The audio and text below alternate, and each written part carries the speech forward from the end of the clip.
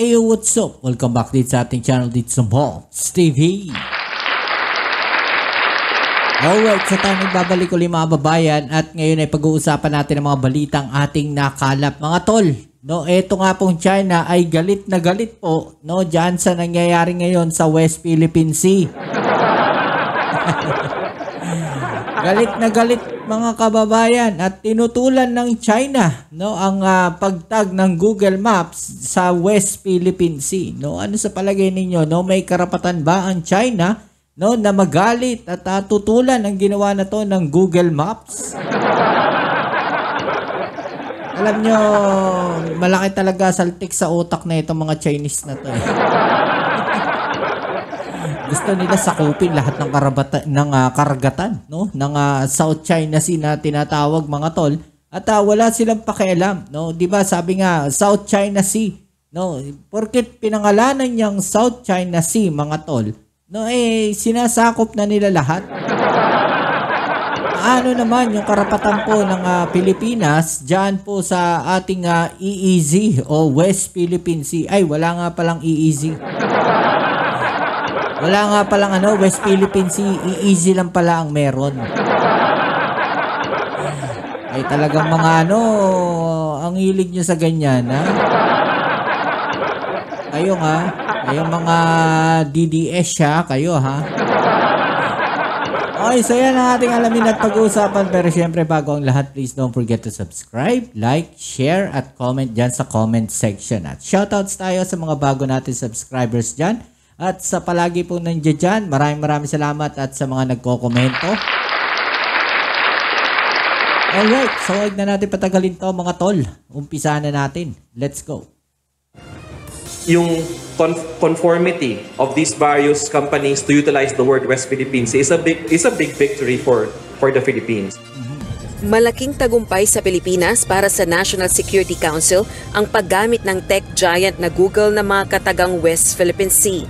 Imagine ninyo mga tol, mga kababayan, na yung West Philippine Sea, no, ay ina-acknowledge po hindi lang po ng Pilipinas o ng mga ibang bansa, maging mga international company ay ina-acknowledge po yang pong West Philippine Sea na yan mga tol. Kung makikita natin dito sa mapa, ayan, West Philippine Sea, yan, naka-encircle po yan dyan mga tol, no?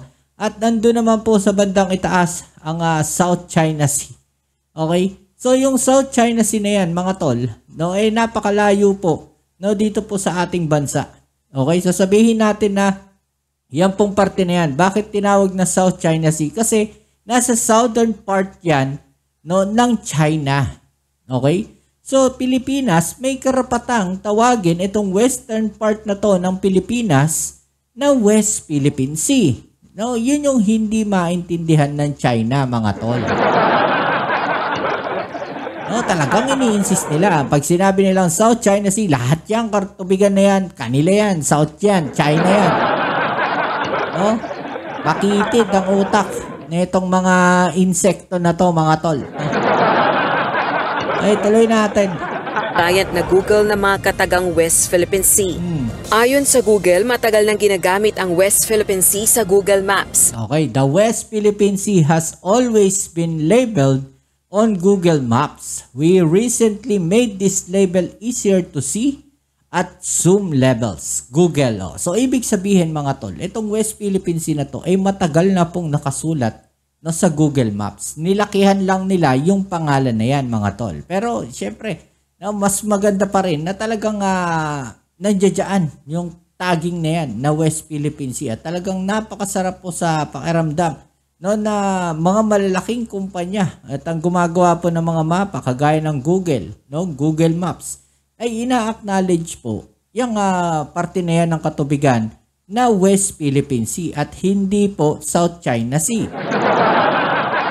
Diba?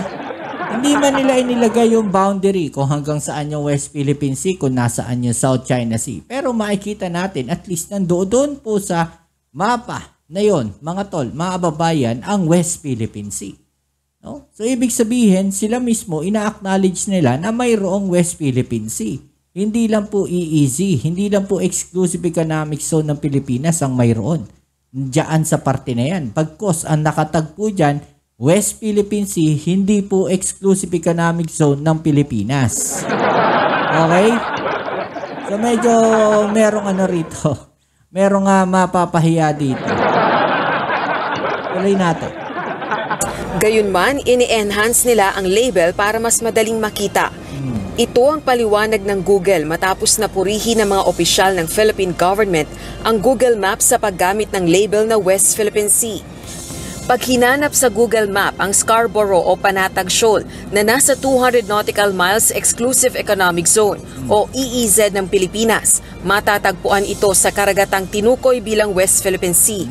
Tinututulan naman ito. So, nandun po siya sa loob ng West Philippine Sea, no, yung Scarborough Shoal, mga tol. Okay? So, yan actually pasok talaga sa ating exclusive economic zone, no? Yung mga nautical miles na yan, mga tol. 'Di ba? Yun yung ayaw tanggapin ng China, 'di ba? Ang kikitid ng mga utak na itong mga insekto na 'to. Ang hirap paliwanagan. Parang lengguwahe nila, ang hirap pag-aralan. Bars. Bars ba 'yon? Bars.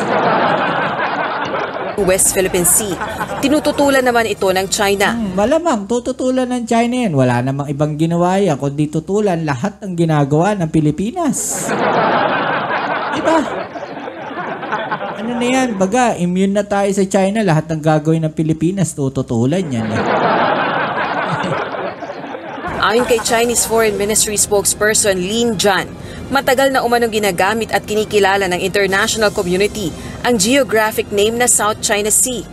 Hinihikayat na... Okay, so sabi dito mga tol, no, let me point out that South China Sea is the geographic name that has long been used, recognized and accepted by the international community, including countries worldwide and international organizations such as the UN. Okay, given yan, no, na merong South China Sea, no, Linjian, no, sabihin natin merong South China Sea, pero hindi ibig sabihin na kabuuan ng South China Sea ay sa inyo lahat. Yan ang sinasabi natin.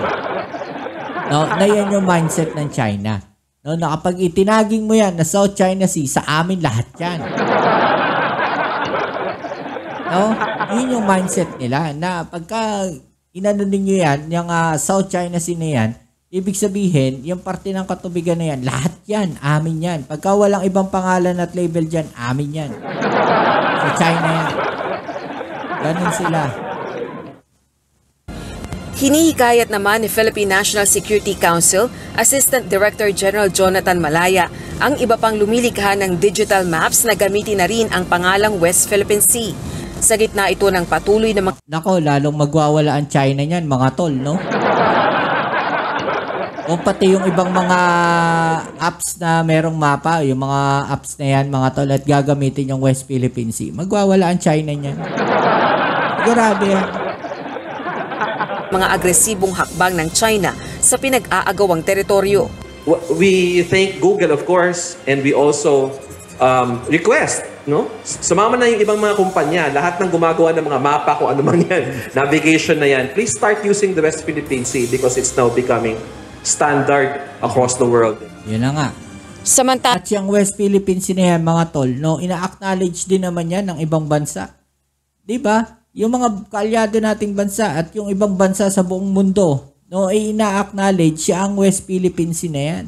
Diba? Ginagamit din nila yung term na yan, yung West Philippine Sea na yan. Ito lang kasing China, ang mga praning itong mga insekto na to.